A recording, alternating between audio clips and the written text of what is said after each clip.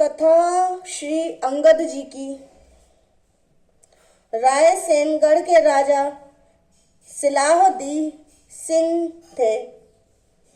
उनके चाचा अंगद सिंह जी पहले भगवत विमुख थे, पर उनकी स्त्री भगवत भक्ता थी। एक बार उनके गुरुदेव घर पर आए और भक्ता शिष्या की प्रार्थना पर वे सुखपूर्वक सुख स्वरूप भगवान श्री कृष्ण की कथा कहने लगे। इसी बीच अंगद जी आ गए और फटकारते हुए श्री गुरु जी से बोले, स्त्री जाति के साथ यहाँ क्या कर रहे हो? इतना सुनते ही श्री गुरुदेव वहां से उठकर चले गए। श्री अंगद जी की स्त्री ने अपने गुरुदेव के अपमान से दुखित होकर अन्न जल का परित्याग कर दिया। श्री अंगद सिंह जी ने तो संसारी सुखों के वशीभूत थे, अतः स्त्री को मनाते मनाते इन्होंने उसके पांव पकड़ लिए और कहा, अब जो कुछ भी तुम कहो मैं वही करूंगा।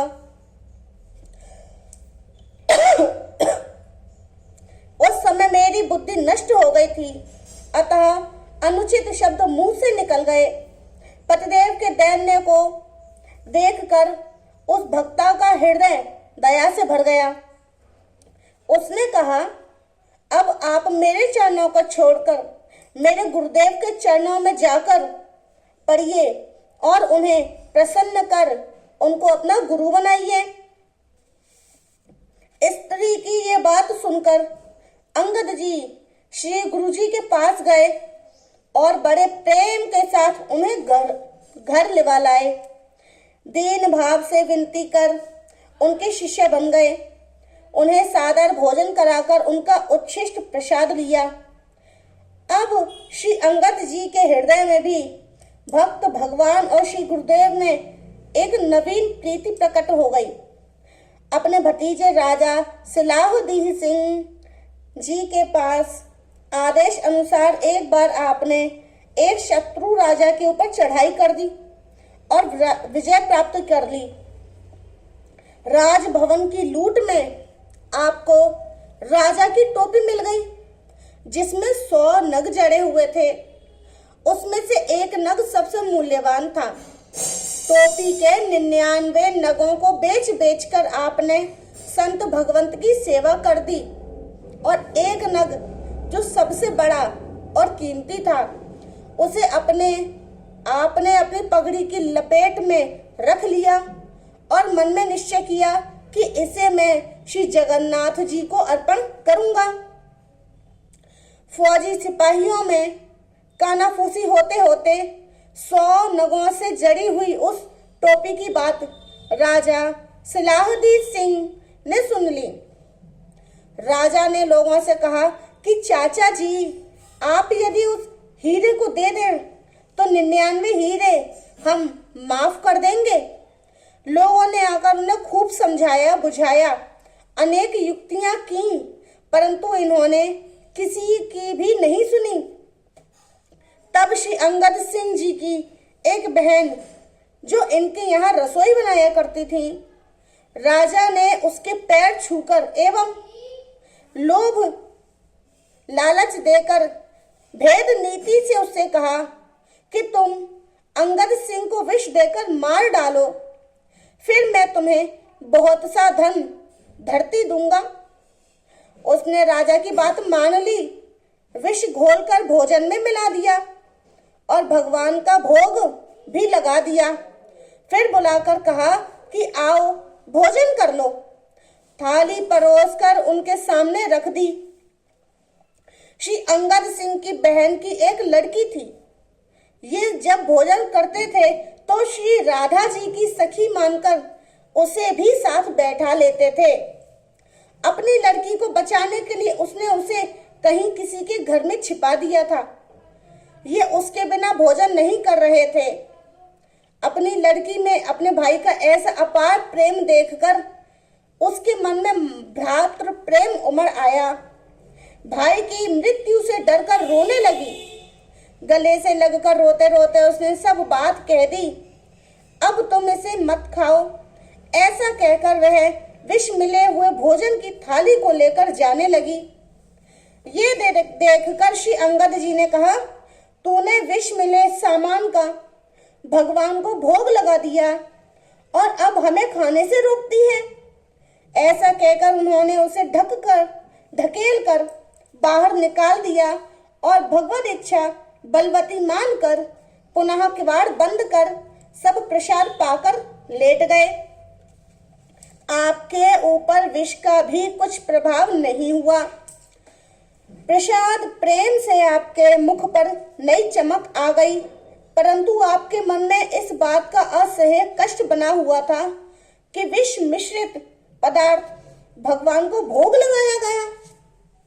श्री अंगद सिंह जी ने सोच विचार कर हीरा भगवान को धारण कराने की इच्छा से श्री जगन्नाथपुरी की ओर प्रस्थान किया।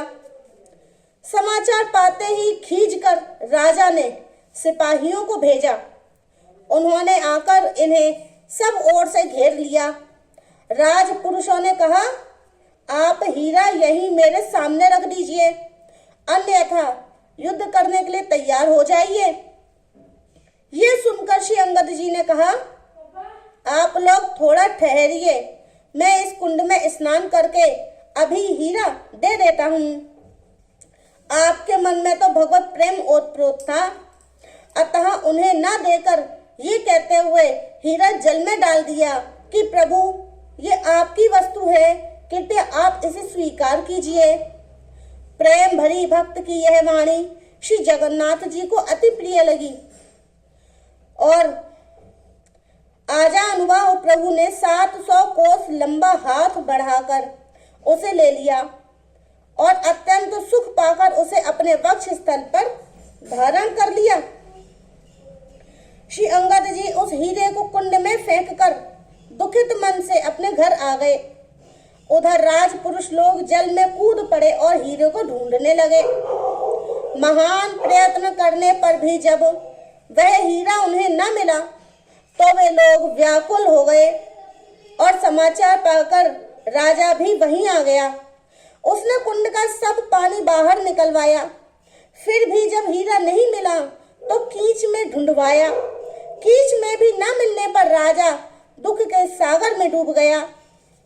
इधर श्री जगन्नाथ जी ने अपने पन्नों को आज्ञा दी कि तुम जाकर अंगद सिंह से कह दो कि तुम्हारा हीरा प्रभु को मिल गया है और उन्होंने धारण भी कर लिया है। इस मंगलमय समाचार को पंडों ने आकर सुनाया तो इन्हें इतना आनंद हुआ कि अपने शरीर की सुधि बुरी ही न रही। श्री अंगद सिंह जी ने पुरी में जाकर देखा तो वही हीरा भगवान के हृदय पर जगमगा रहा है।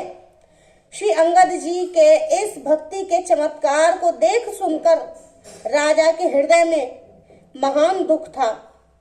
उसने अन्न खाना छोड़ दिया तथा ब्राह्मणों को उन्हें लिवा लाने के लिए श्री जगन्नाथपुरी को भेजा और उनसे कहा कि जैसे भी हो किसी न किसी प्रकार से उन्हें आप लोग लिवा लाओ। यदि वे मेरे नगर में आए तो मैं अपने बड़े भाग्य मानूंगा। ब्राह्मणों ने राजा के कथन के अनुसार पुरी में जाकर श्री अंगद जी से राजा के दुख को सुनाया और प्रार्थना की कि अब आप वहीं पधारो। ये किसी भी तरह से जब तैयार नहीं हुए आने को, तब ब्राह्मण लोग धरना देकर बैठ गए। तब श्री अंगद जी को दया आ गई और राजा के दुख को दूर करने के लिए आप चल दिए। जब आप नगर के समीप आए तो राजा ने सुना, तत्काल दौड़कर आया और इनके चरणों में लिपट गया। आपने उसे छाती से लगा लिया। आंखों से आंसू बहने लगे। राजा ने अपना सर्वस्व आपके श्री चरणों में समर्पित कर दिया। इस प्रकार नव जीवन प्राप्त कर जीवन पर्यंत राजा ने हरि भक्तिमय आचरण किया।